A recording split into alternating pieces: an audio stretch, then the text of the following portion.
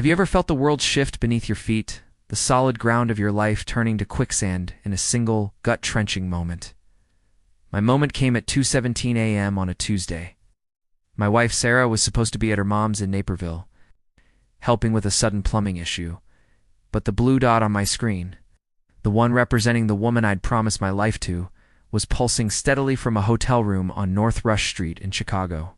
The Hotel Elysian, a place known for its discreet luxury and, apparently, its ability to hold secrets. My secrets are secrets. A cold dread, sharp and metallic, flooded my veins. Her mom's number was ringing, unanswered. A lie. It was all a lie. You genuinely enjoy our stories? Please subscribe to the channel. Tell us where you're from and what time it is right now. It's always fascinating to know how far our story flows. For 10 years, Sarah was my world. We built a life from scratch in a cozy 2-bedroom overlooking Lincoln Park. I was a financial analyst. She was a rising star in a downtown marketing firm. We were the couple everyone envied. The ones who still held hands, who finished each other's sentences, or so I thought. The change was subtle at first. Late nights at the office became more frequent. Business trips that popped up with less than a day's notice. She'd come home smelling of a perfume that wasn't hers, dismissing it as a sample from a new client campaign. "You're just being paranoid, Mark," she'd say, her laugh a little too sharp, her eyes not quite meeting mine. She started guarding her phone like it was a state secret, angling it away from me, her fingers flying across the screen with a speed I'd never seen. The warmth we shared had evaporated, replaced by a polite, chilling distance. I was living with a beautiful, smiling stranger. The first crack in my denial appeared on our anniversary. I'd booked a table at Alinea, a 3-month wait list, a place she'd dreamed of going. An hour before we were supposed to leave, she called, "Mark, I am so sorry. Huge client crisis just blew up. I have to stay. I'll make it up to you, I promise." Her voice was strained, but professional. I sat alone in our apartment, the suit I'd bought for the occasion, feeling like a clown costume. Later that night, scrolling through a colleague's Instagram feed, I saw it. A group photo from a happy hour at a rooftop bar. And there, in the background, was Sarah. She wasn't at the office. She was laughing, her head thrown back, her hand resting casually on the arm of her boss, a slick, handsome guy named Julian. They looked comfortable, untouchable. The air left my lungs. The perfectly curated image of our life shattered into a million pieces. That night I didn't sleep. I just lay there, staring at the ceiling, the silence of the apartment screaming at me. The betrayal was a physical weight, crushing my chest. Every memory we'd ever made was now tainted, a film reel playing in my mind, re-edited with this new, horrifying truth. Our wedding vows, our first apartment, the quiet Sunday mornings were they all just part of an elaborate performance? I stumbled into the bathroom and looked at my reflection. The man staring back was a ghost.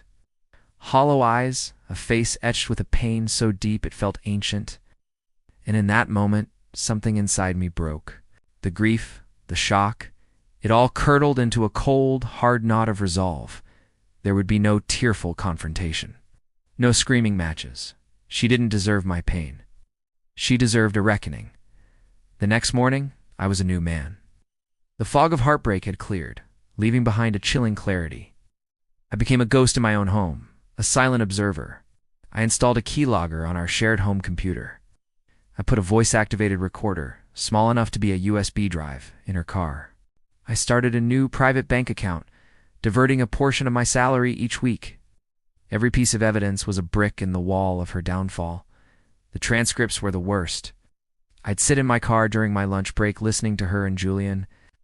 They'd laugh about me. "Mark is so predictable," she'd say, her voice dripping with a casual cruelty that sliced me open. "He's so trusting, it's almost sad." They talked about their future, trip to Italy, moving in together once she'd figured out the best way to handle the divorce. They were planning a life on the ruins of mine. Each word fueled the fire inside me. I documented everything. Hotel receipts found in her coat pocket, credit card statements with charges for dinners I wasn't at, screenshots of their flirty public comments on social media. I compiled a file, meticulous and damning. The trap was set for our annual charity gala, an event her company sponsored. It was the biggest night of her professional year. Julian would be there. Her entire company would be there. 2 weeks before the event, I accidentally let it slip that I'd inherited a significant sum from a distant relative, a lie I knew she'd pass on to Julian. Their greed was predictable. The day of the gala, I played the part of the doting husband. I told her how stunning she looked in her emerald green dress. I held her hand as we walked into the grand ballroom of the Drake Hotel. She was radiant, confident, completely oblivious.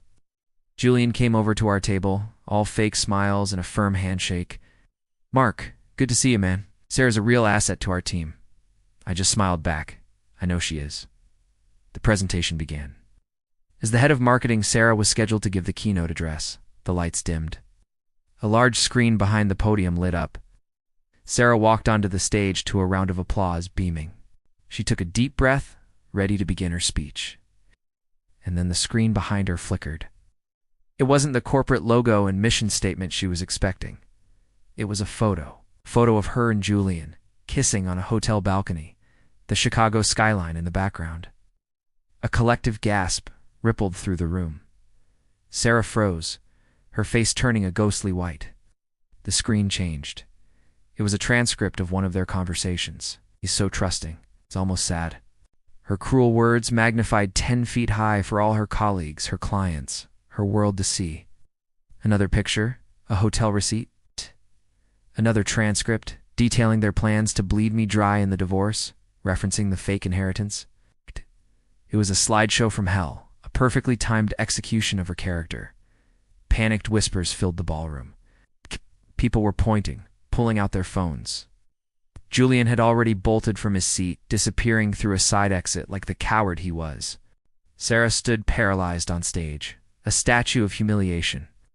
The applause and adoration replaced by a deafening silence of judgment. She finally turned, looked directly at me, her eyes pleading. I just held her gaze, my face a mask of stone, and gave a slow, deliberate nod. Then I stood up and walked out of the ballroom, leaving her alone in the wreckage. The fallout was absolute. She was fired the next day. The story went viral in our social circles. Friends we'd shared for a decade cut her off completely. I'd already filed for divorce, and armed with my mountain of evidence proving adultery and conspiracy to commit fraud, her legal position was non-existent. She got nothing. Ow. No alimony, no half of the assets, nothing but the public shame she had earned. I sold our apartment and moved out of the city. I never saw her again. Sometimes late at night I wonder what happened to her. But the feeling passes quickly, replaced by a profound, chilling quiet.